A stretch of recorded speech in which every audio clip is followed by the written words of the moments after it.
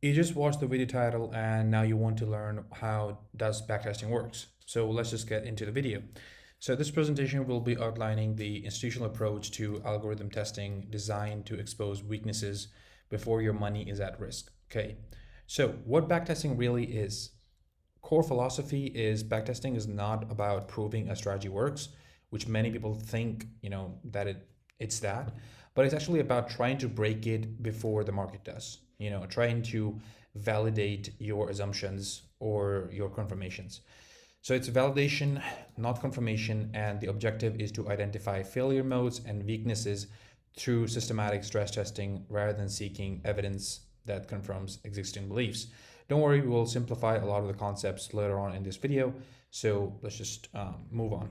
Okay, so simulation under constraints. So we use, for example, historical testing to replicate the real world conditions, including things like execution delays, market impact, liquidity constraints, and transaction cost, which are really important in the real market trading.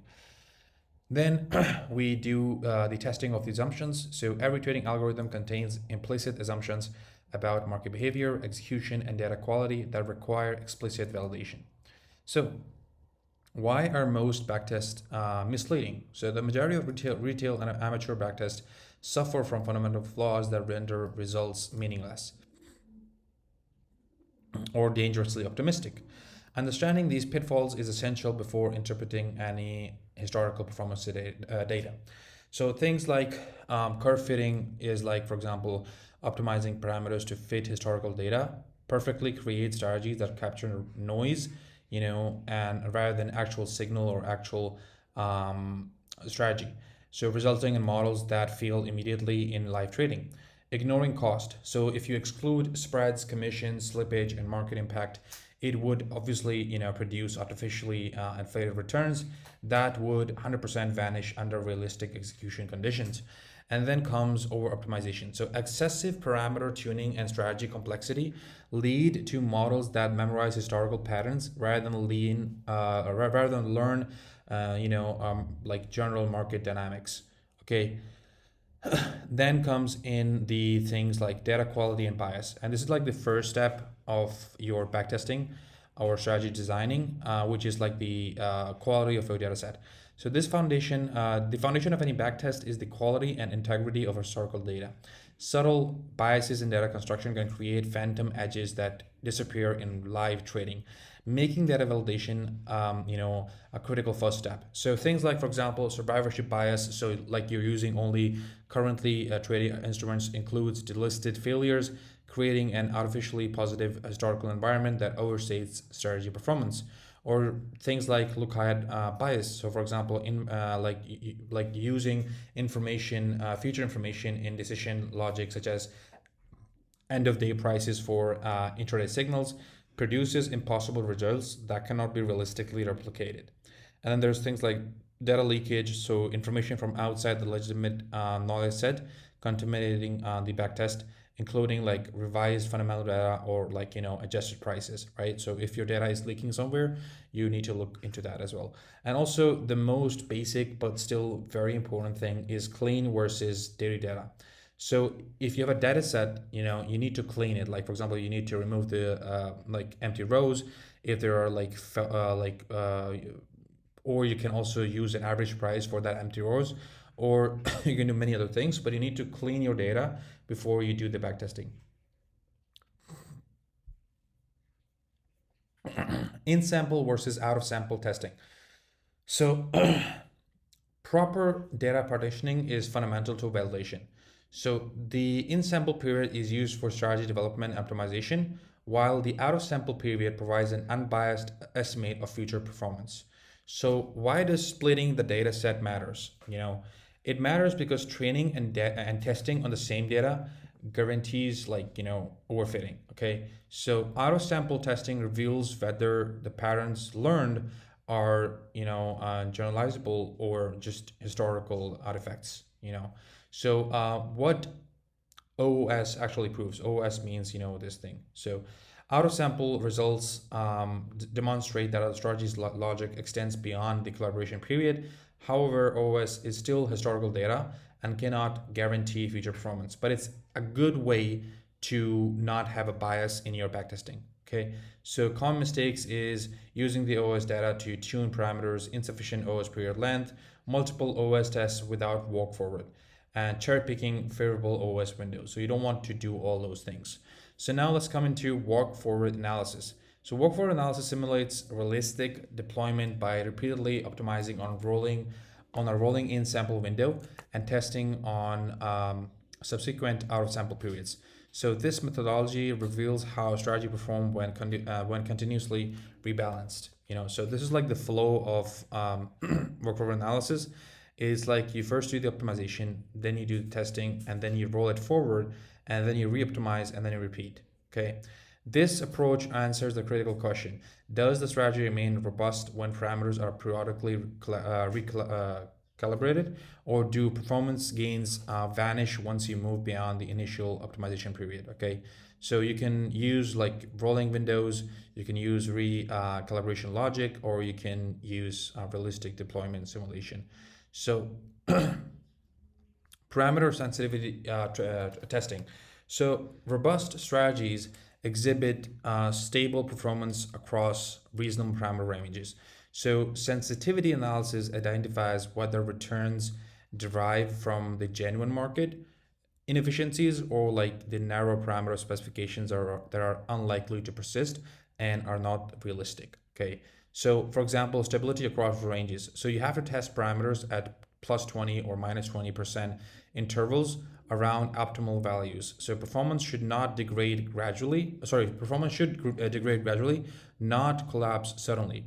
If you see a sudden collapse in the performance just because you changed your parameter a little bit, then it means that your backtesting is not correct.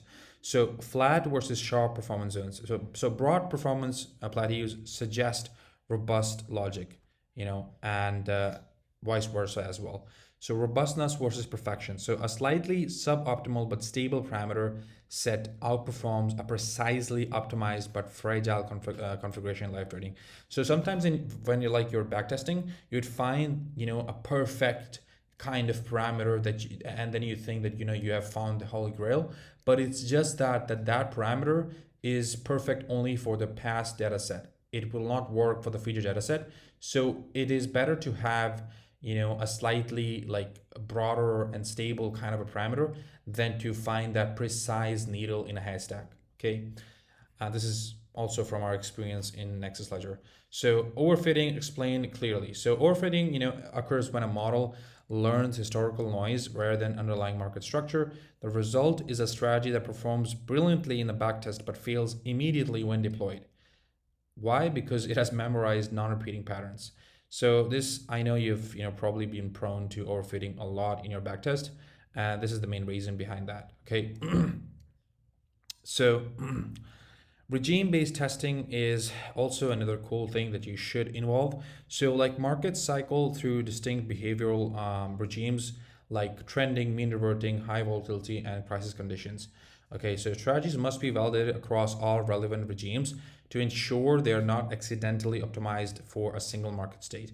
So a single market state could be like trend regimes, chopper regimes, high volatility periods, crisis testing. So like you may find out that your strategy that only works in like a trending environment, but it doesn't work in a choppy environment. So if you know that, you would have to adjust your strategy so it would work more in a trending environment than it would in a choppy environment, right? So that's why how you can use regime-based testing to even more improve your your strategy.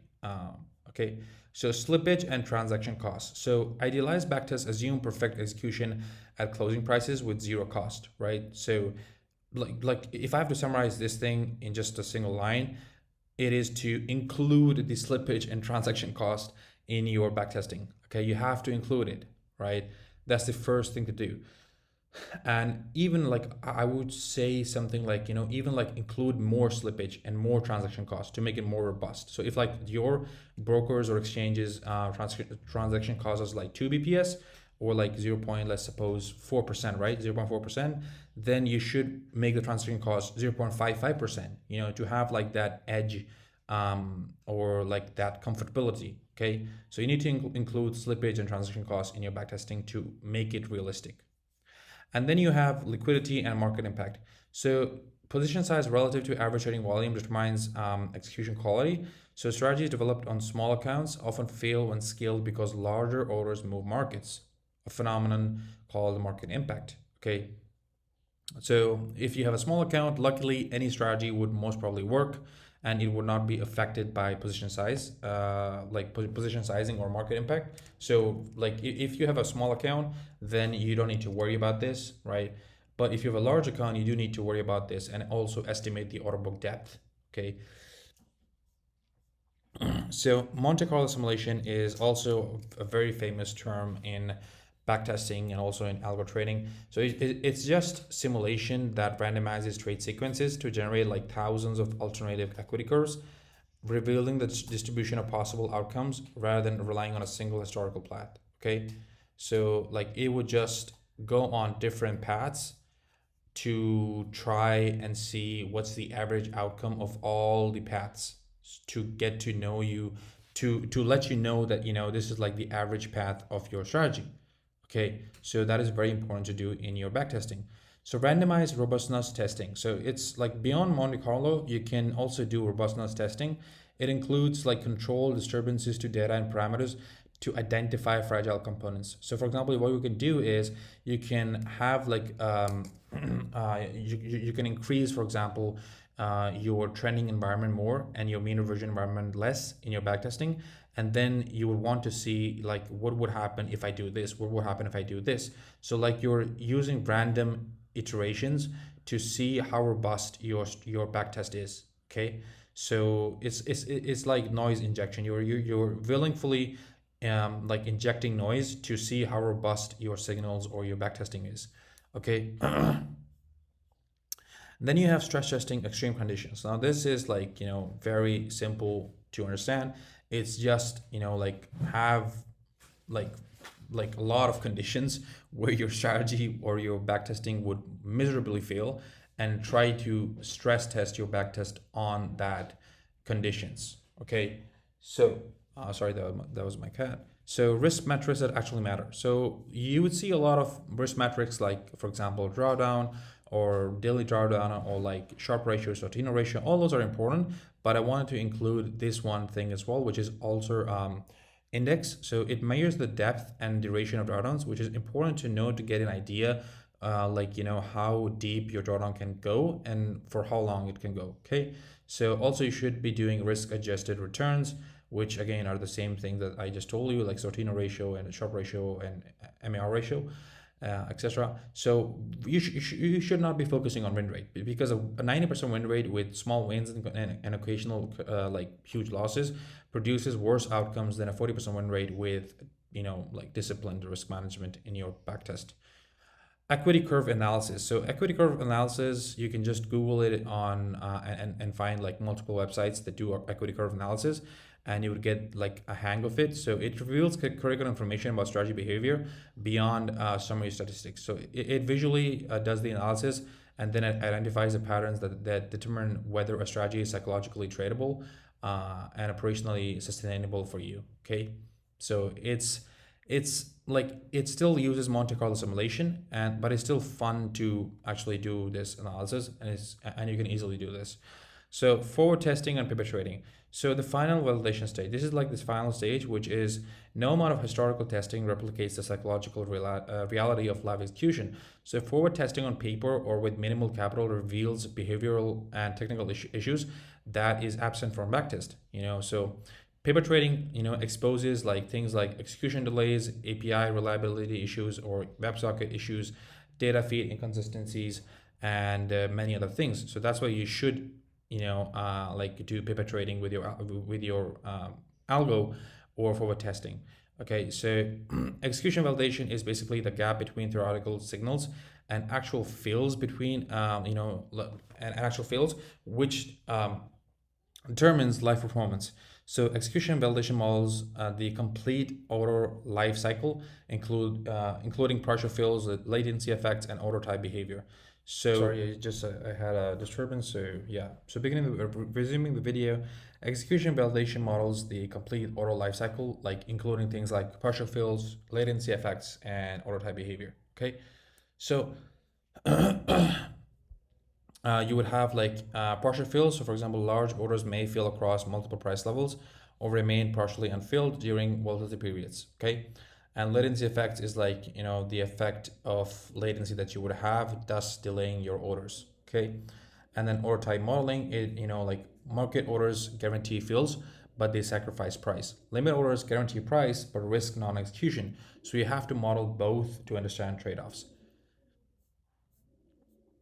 So the professional validation pipeline would be like this. You have an idea, you in sample it, you out sample it, you walk forward it, and then you Monte Carlo it, and then you would want to live trade it with a paper trading account or with a very small capital. Okay. So also now we're coming to the end of the video, and I would just want to give you a deployment checklist, which is before transitioning a strategy from validation to live trading, systematically document all assumptions. Like just get a pen and paper and write down all your assumptions about your strategy or your backtest, and identify potential failure modes and establish monitoring protocols when your strategy is live. So yeah, and also I really hope that you like this video and you got a sense of about backtesting and in general and how to do it and all those things. And if you want to create your own trading algorithm, you can develop it at nexusledger.org. I think, yeah, that's it.